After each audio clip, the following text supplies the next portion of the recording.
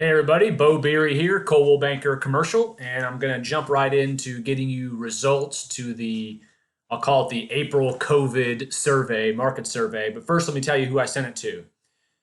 So I cover all of the North and Central Florida markets: Orlando, Tallahassee, Jacksonville, Gainesville, Volusia County, which is Daytona, Ormond, New Smyrna, DeLand.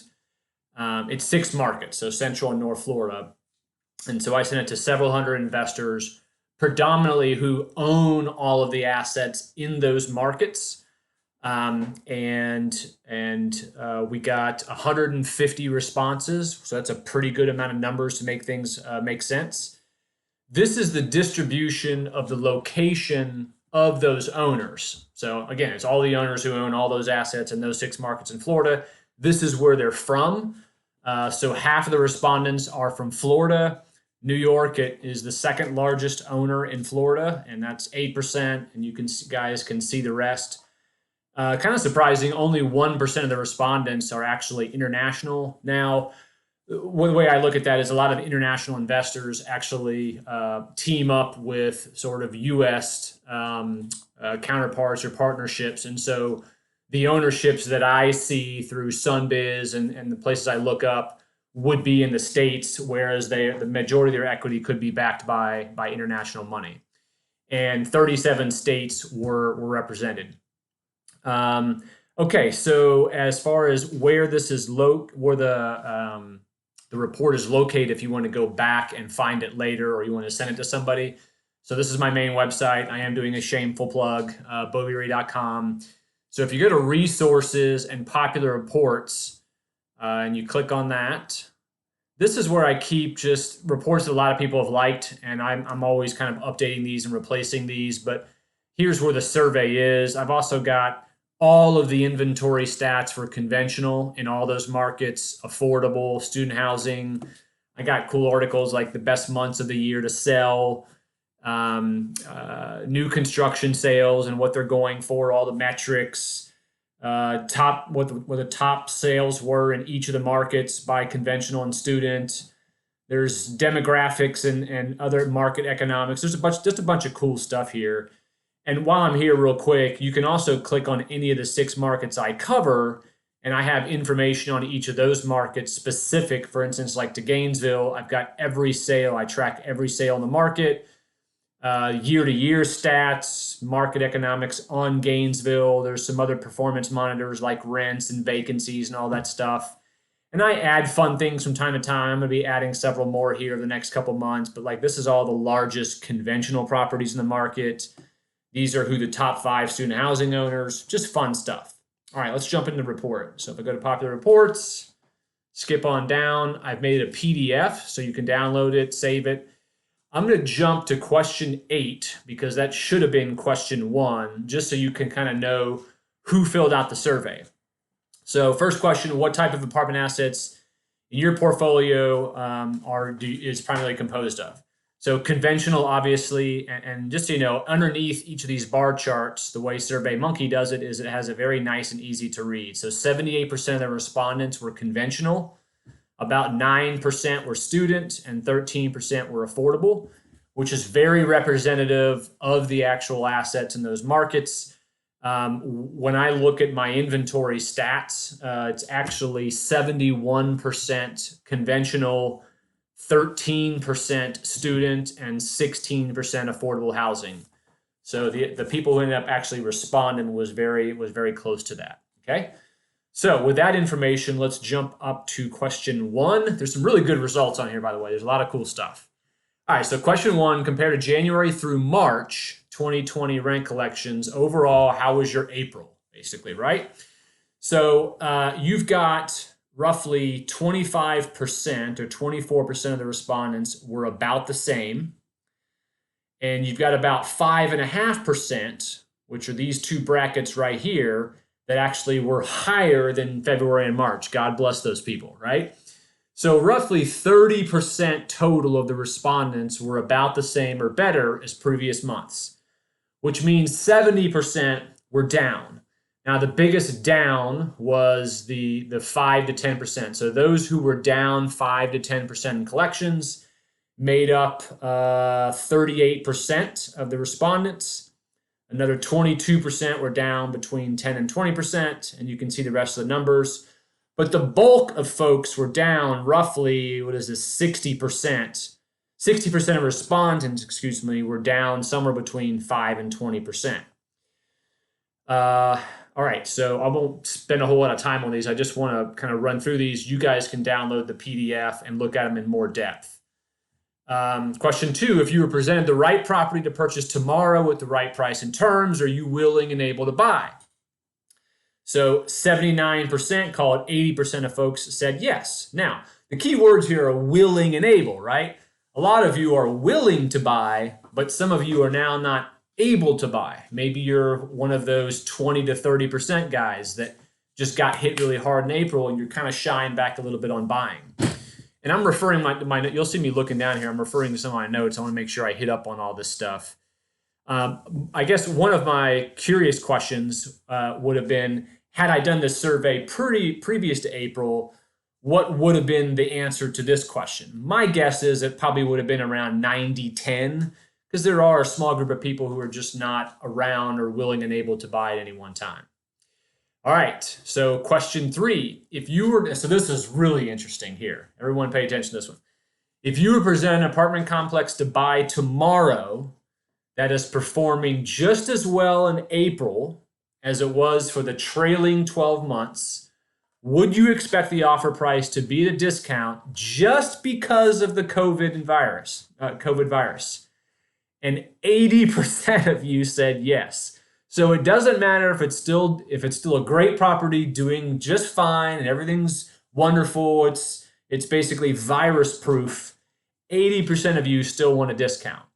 So what does that mean? Does that make it more difficult to say? Are most of the transactions then going to be just distressed, or probably more importantly, those who still want to sell a good property that weren't affected? It just means that you or the broker have to talk to more people to get to the right ones. So in other words, if under a normal environment before April, if I had, let's say, 20 willing, able buyers ready to go on this particular property who all wanted it and all could buy it and could pay what it's worth, so essentially getting 20 offers, that 20 is now, so it's 20%, it's now 4. It's now 4 of those 20 would turn in what you would call a market rate offer on those assets. So it just means we may just need to talk to more people right now. That could change. Let's see here. All right, yep, I hit all those properly. Question number 4. Based on how your April rent collections have gone so far, how many months would you have to go at the same performance before you'd think about selling? So what's really interesting here, you can see the distribution here, 1 to 3 months, 4 to 6 months was the bigger one, and then it kind of dwindles on down. And 78% of you basically said that April's performance, would not make you need to sell at all, period.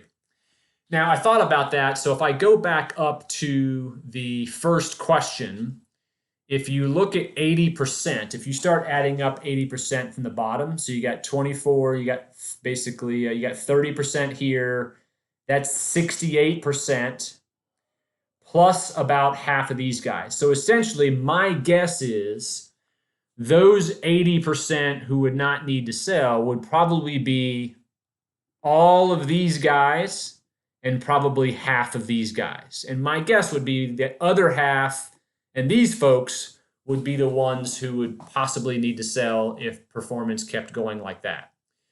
So you got, essentially you have 13.5% of the market that would need to sell if it continued for the next 4 to 6 months. Now let's just look at the 4%.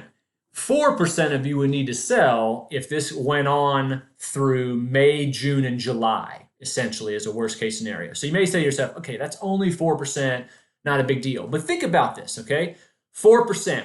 So for instance, in Jacksonville, over 100 unit conventional apartment complexes, There's 300 of those complexes. All right.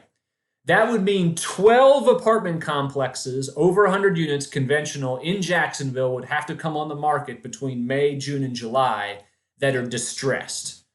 That's a crap load of properties, okay? That would feel like the world is ending if 12 of them came on because they were distressed, in addition to a few others that may come on that weren't distressed. So don't discount just a 4% number. That's a pretty decent number when you think about it. Now, again, 13 is probably the more reliable number.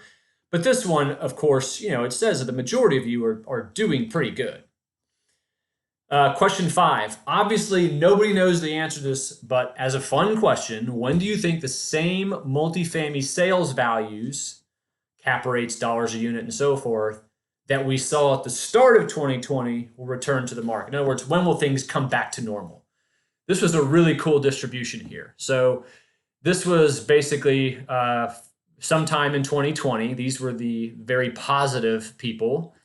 This was between January and June of 2021, latter half of 2021, beginning of 2022. So anyway, I just want you to see the bar graphs, and then we'll page on down here.